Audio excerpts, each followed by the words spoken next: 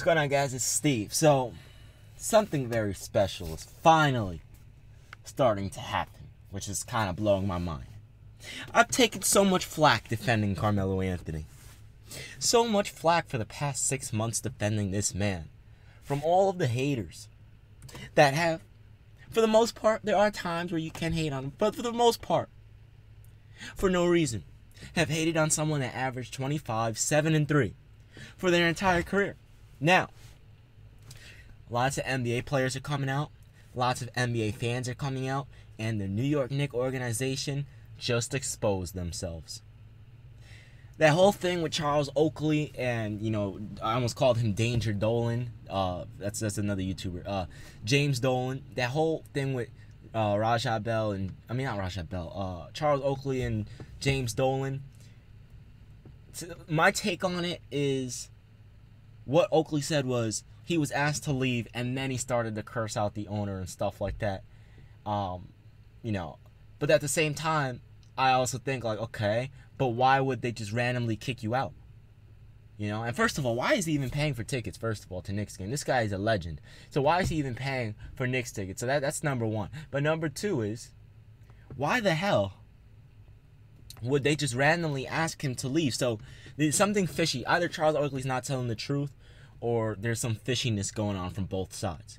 Because I don't think James Dolan is just going to kick him out for no reason, like Charles Oakley said, and then he started to curse him out. Because Charles Oakley said, yeah, I'm guilty of cursing him out, saying I want to put him in a room and just me and him, the security outside, to see what happens and stuff like that. But why the hell would James Dolan just come and kick you out? And people are bringing up racism and all this. I'm just like, oh my freaking goodness, why is everything always racist to these people? I don't get it. People just cry racism for no reason. This has nothing to do with race. If it did, why aren't all the black people that go to games kicked out? So to me, that's stupid. But there's probably some fishiness going on from both parties. I'll say that. However, Phil Jackson, after Carmelo Anthony hit that and one at the end of the third quarter, and 1-3 for the 4-point play, Phil Jackson decided to sit there and laugh, smirk, and have a smiley face like it's something funny. It's something funny that Carmelo Anthony is continuing to carry your team. It's funny that yet again, who showed up in the big moments and who disappeared? Carmelo Anthony showed up, and who disappeared? None other than Kristaps Porzingis, one of the most overhyped players in the NBA at this moment. I'm sorry, but it's the damn truth. Kristaps Porzingis is a great young player. He's averaging 18 points per game in his second year. That's great. But he's not close to a superstar, and to be honest, he does not deserve to be an all-star. His defense is awful. It's worse than Melo's has ever been. He's 7'3", and he barely averages 7 rebounds per game. That's ridiculous. There's no way in hell you should be 7'3", but only average 7 rebounds per game. To me, that makes no sense whatsoever. How the hell are you 7'3"?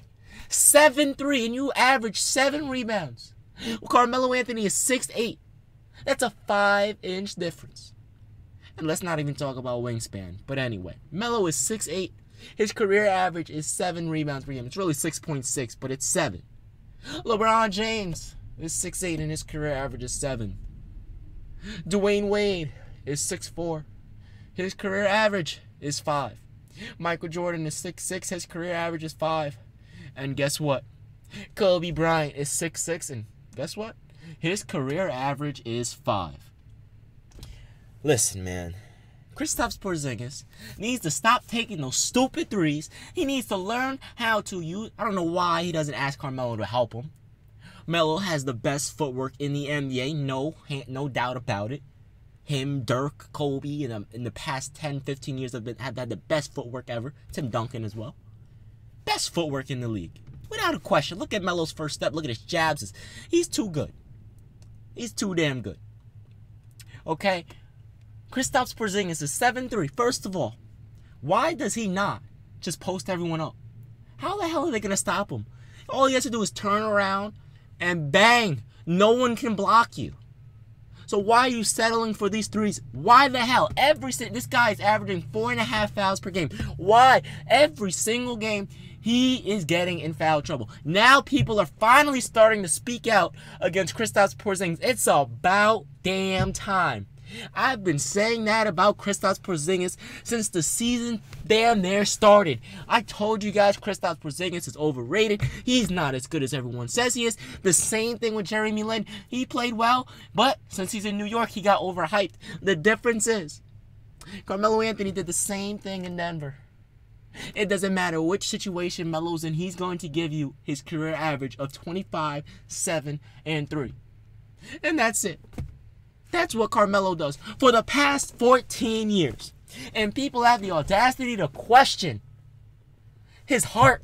But now people are finally starting to wake up and say, you know what? We were wrong. Melo is a great player. Melo's one of the best ever. He doesn't deserve this treatment. That is absolute garbage. That it took you that long to realize that. How the hell it's going to take you 14 damn years to realize how good Melo is. 14 years to realize how good it is. Imagine if Carmelo Anthony got drafted to the Detroit Pistons and he won numerous championships with them. I guarantee you people would be like, oh, he's one of the best ever. He's top 5. Bullshit. That's why I don't like talking about championships.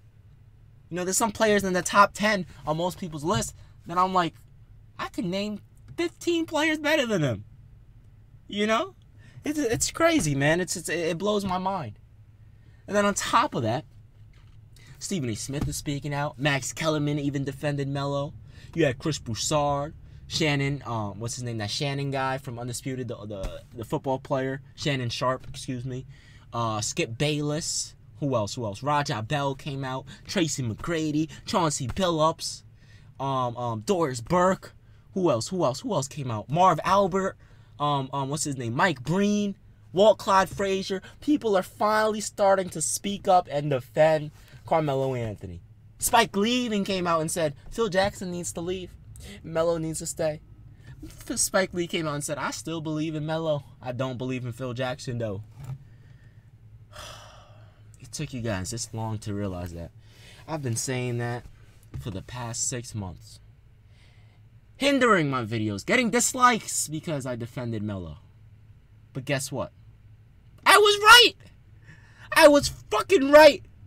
He does not deserve the hate that he is getting.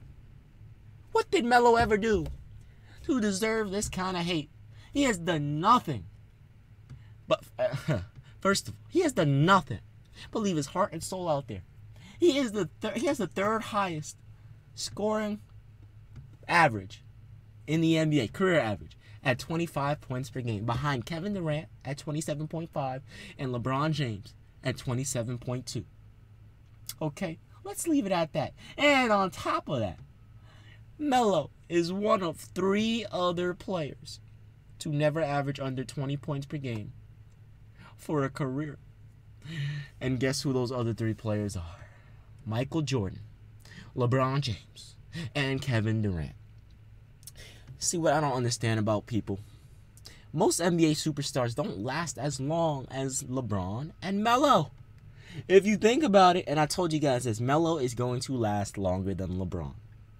He's going to last longer than LeBron. You want to know why? I'll get to that in a second. I've said this before. But players don't last as long as LeBron and Melo. LeBron is just a freak. He should not be as good as he is still.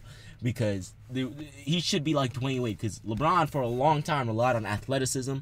You know, and for some reason, he still has it and he's stronger. He's a freak of nature. That's like once in a quadrillion.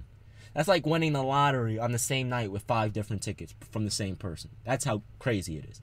But Melo is something different. And this is why Kobe lasted so long. He could have been still in the league. If you look at Kobe's last healthy season in the league, 27 points per game in 2012-2013. He was averaging 27 points per game his last healthy season in the league until he went down with injuries. If it weren't for those injuries, he could possibly still be in the league averaging 20 plus. And I told you guys this, Kobe and Melo should have been the longest lasting players in NBA history. And Melo has the ability to, if he doesn't get injured, as bad as Kobe did. Because Melo does not rely on athleticism to score. He doesn't need it. He has the strength. He has the footwork. And my oh my, does he have the quickest step in the NBA. And let's not even mention the smoothest jump shot in the world. And that's facts. That's facts.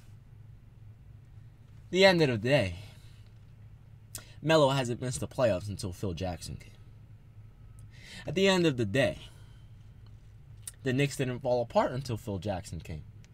At the end of the freaking day, nobody started to hate on Melo until Phil Jackson came, because Phil Jackson is pointing all the blame towards Melo when it is clearly his fault. I leave and I rest my case there. Carmelo Anthony, in my opinion, is still the most underrated player in NBA history. And if he manages, by the way, he came out and said he doesn't want to leave, and which is good because I don't want him to leave either. But if he manages to get to Cleveland and he wins numerous championships, what the hell are people going to say then? What are you going to say to someone that averages 25, 7, and 3 and won numerous championships? What the hell are you going to say? I wonder where people would rank him then. Bullshit, man. Anyway, guys, it's been Steve. I'm out. Peace.